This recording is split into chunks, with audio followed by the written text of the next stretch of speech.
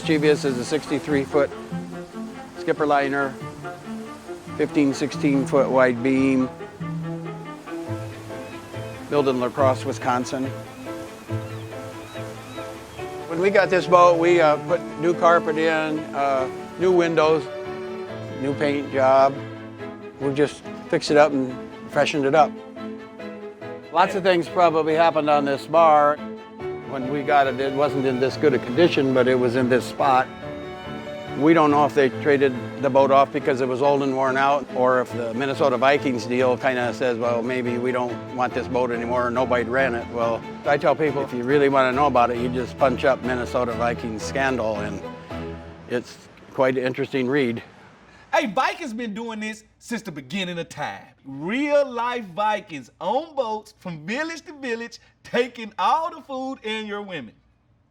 Hands up and touch the sky, yo, we gon' fly tonight. Hands up and touch the sky, yo, we gon' party tonight. He saw a group of well-known Vikings players, a handful of women. Staff that was on the boat came forward. Witnesses say the women were flown in. They say a female worker told the party involved prostitution, drug use, and live sex acts with the players. Their night on the lake turned into an eventful lewd and mischievous shenanigans. I think I heard about it on a radio news report one day. I started to think to myself that this is totally bizarre. I thought Ontario Smith and his Whizzinator at the airport was probably going to be the most, scandalous thing we saw all year. But this, even for the Vikings, it was unbelievable. My wife and I were at home. We saw that there was this report that the Vikings were in trouble for this boat party. And we're like, why didn't we get invited to this party? A couple days later, some more details came out, and we're like, probably a good thing we didn't get invited to that boat party. It wasn't just any boat party the Cluey family missed out on that night, but the now infamous Minnesota Vikings Love Boat party, which took place on the healing waters of Lake Minnetonka. The report that I heard was that there was basically alleged to have been a sex party. Multiple Minnesota Vikings players, including prominent ones like Bryant McKinney and Dante Culpepper and Fred Smoot. So Fred Smoot is definitely a character. Oh my God. I believe his nickname was The Mouth. Come on, man. He's the guy who's famous for saying 2/3 of the earth is covered by water and the rest of it's covered by Fred Smoot. Just doesn't give a fuck. Like, that's Fred Smoot. Hey, I had fun. You can't think of the Vikings Love Boat without thinking of Fred Smoot. Hi, I'm Fred Smoot, and I guess you can call me the boat captain. It's basically started with the Ricky party. We had $80,000, all right? $80,000 for one night, one party. They used to throw the party at a club. Well, the club closed. So I came up with the idea, I guess the mastermind. I like, how about, it is the land of 10,000 lakes. How about we rent a boat? Yeah, you can find me in the club with a big on. Tell them bounced out, ping pong. I don't think it's any different than what other teams have done. You hear about teams having, Christmas parties. They'll have a party after a big win. This just happened to be a party involving strippers on a boat in Lake Minnetonka. Thankfully for his teammates, the only thing bigger than his mouth was Smoot's Rolodex of lovely ladies willing to entertain football players on a Midwestern vacation lake. Probably 55 girls from all over the United States. New York, Florida, Miami, LA, Texas. So it ended up being a limo train of around 27 limos and limo buses. You would have thought the president was moving at this time. These girls, of course they were strippers. Let's be honest about this, all right? They were strippers. They were working girls. And I didn't like how the media tried to twist it and use the awful word of prostitute, because they're two different things, okay? These were working girls. What's the difference? Well, hey, the difference is a lot. At the end of the day, one is a little bit more tasteful than the other one, right?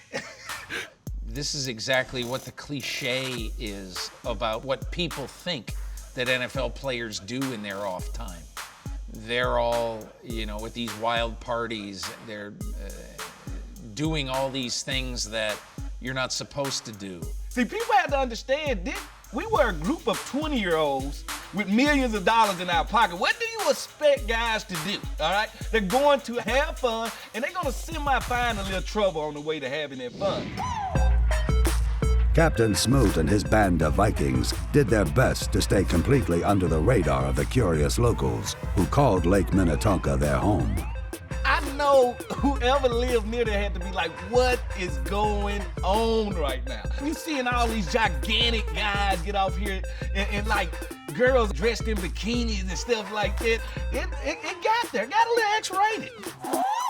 We had one situation where the girls were performing for us, and one of them just stopped and asked Fred Smoot politely, could you please hand that weapon of mass destruction right there that happened to be a double-headed dildo to me? So I said, okay, no problem. Who am I to deny you of this? So I gently grabbed it, gave it to her, and they proceeded to entertain. It's any guy in his 20s dream. All right, it was a adrenaline, masculine-filled, just crazy atmosphere. Smoot forgot rule number 1 of boat sex parties. If you get caught having them, you'd better at least have a winning record. And these Vikings quickly became a national laughingstock. I think the boat party happened that Friday. And when we wake up Monday morning, it was all chaos. Police officer involved in the Vikings boat party investigation will soon be looking for a paper trail. That 12 to 15 have been been paid to and the travel. FBI would then get involved. I mean, you try not to live in a sheltered environment, but I don't recall accusations of an NFL orgy since North Dallas 40. The first day back, we had a team meeting where Ziggy Wilf, the owner, called a team meeting. And he's literally almost got tears coming from his eyes. And he rips us a new one. Like, all of us. Like, to the point where his lip is shaking in it. It's only like 2 or 3 guys in there that just know they scot-free like Chris Cluey because they wasn't there. He gets up in front of everyone and just starts dressing guys down. And, you know, rightfully so, this reflected really badly on him. The scolding went on for like 45 minutes. It's like your mom, when you really didn't push her to the brink, he just kept coming and he just wouldn't stop to the point he was repeating himself, but you knew he meant everything that was coming out of his mouth. I'll never forget because he was up in front of the team and he's like, "You pissed on people's lawns." And I mean, just losing it. If they full of alcohol, all men would piss on the lawn. Like, I'm sorry. Most guys, especially when they got some drinks in them, most guys will piss on your lawn. Fun time was officially over for the partying seamen of Lake Minnetonka as the repercussions of the cruise started to hit home. Oh no, it hits you that day. It hit us that Monday that this is very serious. When they started to talk about bringing girls from over state lines and stuff like that, that's when it got to the federal point. Now you got the DA and everybody else reaching for anything at this point. No matter how arrogant athletes may be, this was beyond. The crew was just stunned. Nobody had ever experienced anything like this in their lives. If you look at the police report, they still can't find any criminal action. But what people did find in the police report became the stuff of internet legend. As the sex boat files were published, dissected, analyzed for physical possibility, and laughed at by every sports blog and trashy website in the country. Yes, the police report. Dramatic readings. The word of the police. An employee of Alan Elma's charter boats observed Mo Williams in the area by the downstairs bathrooms receiving a lap dance, quote unquote, Which involved the dancer dancing bare-breasted and Mr. Williams with his hands on and touching the breasts of the female partner. Now, I don't know what happened in this scenario because I wasn't down there by the bathroom area. Now we get to the good stuff. Dante Richard Culpepper Getting a lap dance from an unidentified naked female. I will right here, right now, tell you the truth about Dante. He did nothing. He was one guy who acted tastefully through the whole night. Oh, Mr. Smoot.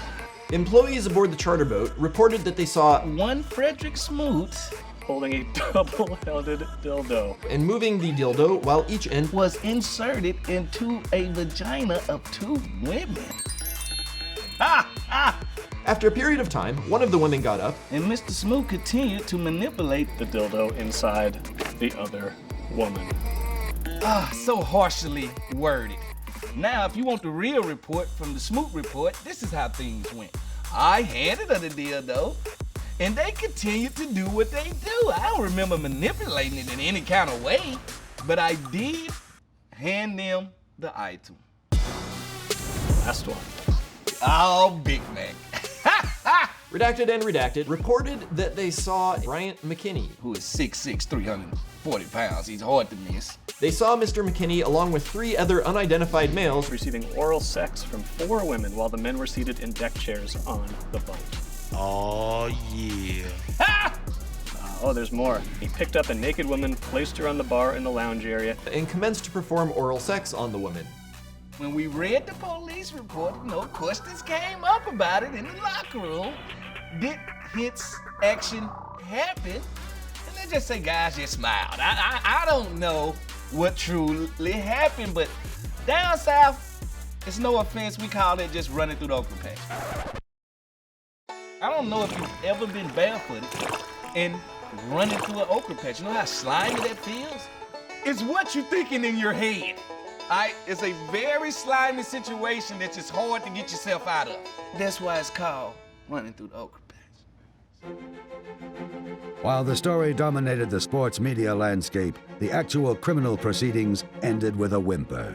Smoot, McKinney, and Mo Williams ended up with small fines and community service sentences after pleading guilty to misdemeanor disturbing the peace charges, while all charges against Dante Culpepper were eventually dropped.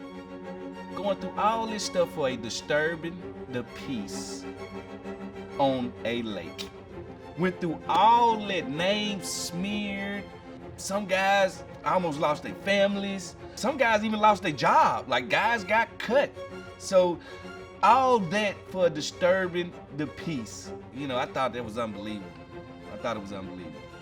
Looking back on the sex boat, it's one of those things where it's like, okay, yeah, that was out of the ordinary, but at the same time, if you're consenting adults, if you're with each other, go nuts, do whatever you want to do. Doesn't matter if you're a Vikings player, it doesn't matter if you're a barista at Starbucks. It's your personal life to live how you want to live. I think this story, in and of itself, really did a lot to sort of slap this franchise in the face. It sort of woke up the ownership of the team to basically look at this organization and to say that we're not going to have this anymore. The new season begins now. This behavior will not be tolerated. I mean, this is a kind of thing that came to define that era of the Vikings and really was, you know, the legacy for a lot of players here. The boat will forever live on. The boat is a part of true Viking lore. The boat is a part of a partying decade. That boat would always be remembered. But you remember this. If you ever get on this boat, please don't turn on the black light. Please.